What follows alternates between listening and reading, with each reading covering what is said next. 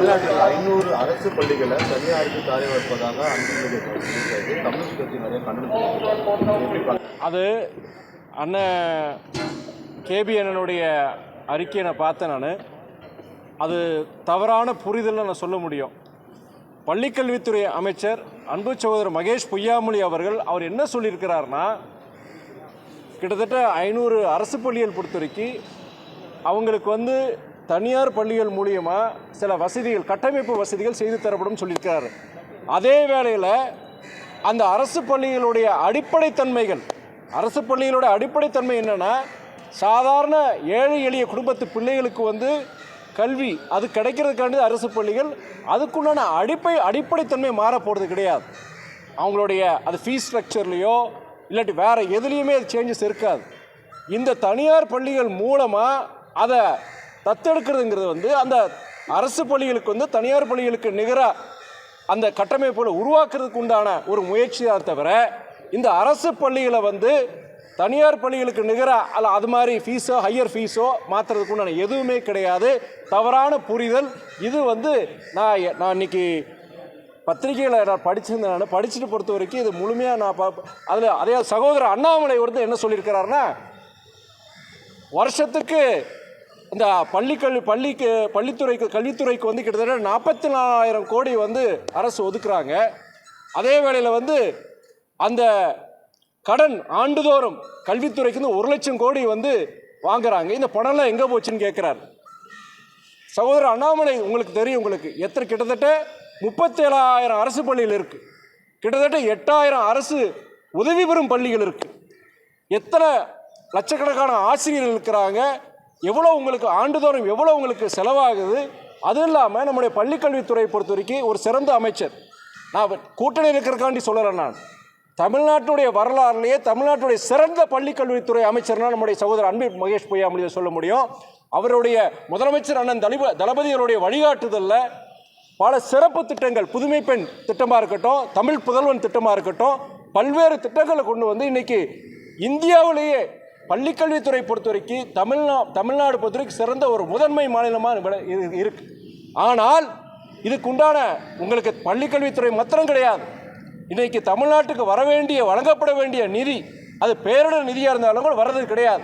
37,000 கோடி போன வருஷம் நம்ம கேட்டோம். மிச்சாங் புயல் இதுக்கு தென் மாவட்டங்களுடைய வெள்ள பாதிப்பு 37,000 கோடி கேட்டோம், கிடைச்சது 276 கோடி. இந்த ஃபெங்கல் புயலால் வந்த பாதிப்புக்கு நம்முடைய முதலமைச்சர் 6,675 கோடி கேட்டார். உடனடியாக 2,000 கோடி உடனடியாக எங்களுக்கு தேவை சொன்னார். இது வரைக்கும் பைசா வந்ததா? பள்ளி கல்வித்துறைக்கு பொறுத்த வரைக்குமே சமகிர சிக்ஷா அபியான் அந்த ஒன்றிய அரசு திட்டத்தின்படி நீங்கள் இங்கே இருக்க தமிழ்நாட்டுடைய பள்ளிகளுடைய குறிப்பாக அரசு பள்ளிகளுடைய கல்வித்தரத்தை உயர்த்துறதுக்காண்டி அந்த திட்டம் இந்தியா ஃபுல்லாக அதுதான் அமல்படுத்தியிருக்கிறாங்க. ஆனால் நம்மளுடைய பள்ளிக்கல்வித்துறை பொறுத்த வரைக்கும் நிதி வருதோ இல்லையோ, ஆனால் அந்த சமகிர சிக்ஷா இதுபடி கிட்டத்தட்ட இந்தியாவிலேயே சிறப்பாக அமல்படுத்திய பள்ளிக்கல்வித்துறைனா நம்முடைய தமிழ்நாடு தான். ஆனால் நம்மளுடைய தமிழ்நாட்டுக்கு வர வேண்டிய அந்த சமகிர சிக்ஷா நிதி கிட்டத்தட்ட 2,000 கோடி கொடுக்கல. ஏன் கொடுக்கலன்னா, நீங்கள் தேசிய கல்விக் கொள்கை நேஷனல் எஜுகேஷன் பாலிசியாக இருக்கட்டும், நீங்கள் ஹிந்தியை பொறுத்த வரைக்கும் நீங்கள் 3வது மொழி மும்மொழி திட்டத்தை நீங்கள் அமல்படுத்தினாதான் அந்த 2,000 கோடியை நான் கொடுப்பேன்னு சொல்கிறாரு ஒன்றிய அமைச்சர். நான் அன்னைக்கு டெல்லியில் பொறுத்த வரைக்கும் நம்மளுடைய பள்ளிக்கல்வித்துறை அமைச்சர் அன்பில் மகேஷ் பொய்யாமொழி இருக்கும் பொழுது அவர் கிட்டத்தட்ட பிச்சை என்ற மாதிரி தாங்க நம்முடைய பள்ளிக்கல்வித்துறை அதிகாரிகளோட அமைச்சர் கேட்குறாரு. அமைச்சர் சொல்கிறார், நீங்கள் ஏன் புதிய கல்விக் கொள்கையை நீங்கள் இது பண்ணிக்க மாட்டேங்கிறீங்க, ஏன் ஹிந்தியை ஹிந்தியை ஏற்றுக்க மாட்டேங்கிறீங்க, 40 வருஷம் பின்னாடி இருக்கீங்க. இப்போ நான் சொன்னேன், நாங்கள் இந்த இருமொழி கொள்கை இருக்க போய் தான், திராவிட இயக்கங்களுடைய இருமொழி கொள்கை இருக்க போய் தான் இன்னைக்கு தமிழ்நாட்டு மாணவர்கள் இளைஞர் இன்னைக்கு உலகத்தில் இருக்க அனைத்து துறைகளும் நாங்கள் முதன்மையாக திகழ்கிறதுக்கு காரணம் இருமொழி கொள்கை தான். எங்களுக்கு எதுக்கு 3வது மொழி, அதுவும் இல்லை 3வது மொழின்னு ஒன்று இருந்தானா அதை சூஸ் பண்ண வேண்டியது, செலக்ட் பண்ண வேண்டியது மாணவர்களுடைய பெற்றோர்கள். அதை அரசியல் இயக்கங்கள் இது பண்ணக்கூடாது. 3வது மொழி இந்த மொழியாக இருக்கட்டுமே, பிரெஞ்சு மொழியாக இருக்கட்டும், ஜெர்மன் மொழியாக இருக்கட்டும், இன்றைக்கி உலகமயம் பற்றி இன்றைக்கி குளோபலைசேஷன் பற்றி பேசுகிறோம். இந்தியாவை 3வது உலக பொருளாதார வல்லரசை உருவாக்க நினைக்கிறோம். அப்படி இருக்கும்போது 3வது மொழி ஒரு வெளிநாட்டு மொழியாக இருக்கக்கூடாது. அது என்ன 3வது மொழி நீங்கள் ஹிந்தி தான் இருக்கணும், இல்லாட்டி சமஸ்கிருதம் இருக்கணும் என்ன சொல்கிறீங்க நீங்கள்? இது போன்ற விஷயங்களை பொறுத்த வரைக்கும் சகோதரர் அண்ணாமலையுடைய குற்றச்சாட்டு வச்சிருக்கிறாரு, மற்ற பிற இயக்க எதிர்க்கட்சிக்கார குற்றச்சாட்டு வச்சிருக்காங்க. நான் ஒன்று சொல்கிறேன், தமிழ்நாடு பள்ளிக்கல்வித்துறை கொடுத்த நிதியை கொடுத்துருக்கிறீங்களா நீங்கள்? எதுவுமே செய்யாமல் வர நிதி நெருக்கடி இருக்கும்போது தனியார் பள்ளிகள் மூலியமா இந்த 500 அரசு பள்ளிகளுக்கு பொறுத்த வரைக்கும் நீங்கள் அந்த வசதிகள் அடிப்படை வசதி செய்து கொடுக்க வேண்டிய ஒரு முயற்சி தான் அமைச்சர் எடுத்திருக்கிறார். இதில் நான் வேற ஒன்றும் நான் பார்க்கல. நான் கிட்டத்தட்ட 97 விழுக்காடு வந்து பணிகள் முடிஞ்சிருக்கு. கிட்டத்தட்ட இது வரைக்கும் 3 மீட்டிங் 3 கூட்டங்கள் ஏர்போர்ட்ஸ் அத்தாரிட்டி டைரக்டர், நம்முடைய மாவட்ட ஆட்சியர், நம்ம இந்த திருச்சி இந்த அதிகாரிகள், நம்ம தமிழ்நாடு அரசு அந்த அதிகாரிகள் எல்லாரையும் வச்சு கிட்டத்தட்ட 3 மீட்டிங்ஸ் ஆர்கனைஸ் பண்ணியிருக்கோம். கிட்டத்தட்ட 97% வந்து அந்த நில கையெழுப்படுத்தப்படுகிற பணிகள் முடிஞ்சிருக்கு. அதுக்கு இனிய சில கோஆர்டினேஷன் ஒர்க் இருக்குது. கண்டிப்பாக என்னோட இது என்னென்னா அடுத்து ஒரு 6 மாதத்துக்குள்ளே கொண்டு வரணும் என்னுடைய ஆசை. அது திருச்சி மக்களுடைய நீண்டகால கோரிக்கை. கிட்டத்தட்ட 14 வருடங்களாக இந்த ஓடுதலை திருச்சியுடைய ரன்வே எக்ஸ்பேன்ஷன் வந்து அது காலதாமதம் ஆயிருக்கு. அது எப்படியாவது சீக்கிரம் முடிக்கிறது என்னுடைய ஆசை. கண்டிப்பாக நிறைவேறும்னு நினைக்கிறேன். நான் திருச்சிக்கு இந்த மெட்ரோ ரயில் திட்டம் எப்போ அமல்படுத்தப்படும்? அதாவது இன்னைக்கு மதுரையிலையும் கோவையிலையும் அந்த மெட்ரோ ரயில் திட்டத்தை வந்து அவங்க ஒன்றிய அரசு ஏதோ அதுக்கு இன் பிரின்சிபல் அவங்க ஒப்புதல் கொடுத்ததாகவும் இருக்குது. திருச்சியை பொறுத்த வரைக்கும் ஏன் இல்லைங்கிறது என்னுடைய கவலை. நம்மளுடைய தமிழக அரசுக்கும் பொறுத்த வரைக்கும் குறிப்பாக நம்முடைய அமைச்சர் தங்கம் தென்னரசு பொறுத்த வரைக்கும் இது சமீபத்தினுடைய சொல்லியிருந்தார். அதில் மதுரையும் கோவையும் சொல்லியிருந்தார், திருச்சி இல்லை. அதில் நம்முடைய அவர் தங்கம் தென்னரசுக்கிட்டையும் சரி, நம்முடைய முதலமைச்சர்கிட்டையும் பொறுத்த வரைக்கும் நீங்கள் மதுரைக்கும் கோவைக்கும் கொடுக்குற அதே முக்கியத்துவம் எங்கள் திருச்சிக்கு நீங்கள் கொடுக்கணும். அங்கே மெட்ரோ ரயில் வரும்போது எங்கள் திருச்சிக்கும் மெட்ரோ ரயில் இருக்கணுங்கிறத நான் வலியுறுத்த போகிறேன். நான் ஆனால் என்னென்ன இதில் பிரச்சனைனா, ஒன்றிய அரசு பொறுத்த வரைக்கும் நீண்ட காலமாக நம்ம திருச்சியில் கேட்கறதுக்கு முன்னாடி கோவைக்கும் நம்ம மதுரைக்கும் கேட்டது ரொம்ப வருஷம். சென்னையிலே பொறுத்த வரைக்கும் உங்களுக்கு ஃபேஸ் 2 பொறுத்த வரைக்கும் இப்போ தான் அவங்க ஒப்புதல் கொடுத்துருக்காங்க, நிதி ஒதுக்கி இருக்கிறாங்க. அப்படி இருக்க சூழ்நிலை பொறுத்த வரைக்கும் திருச்சி கொஞ்சம் காலதாமதம் ஆயிருக்கு. அதுக்கும் காரணம் ஒன்றிய அரசு தான் சொல்ல முடியும். நான்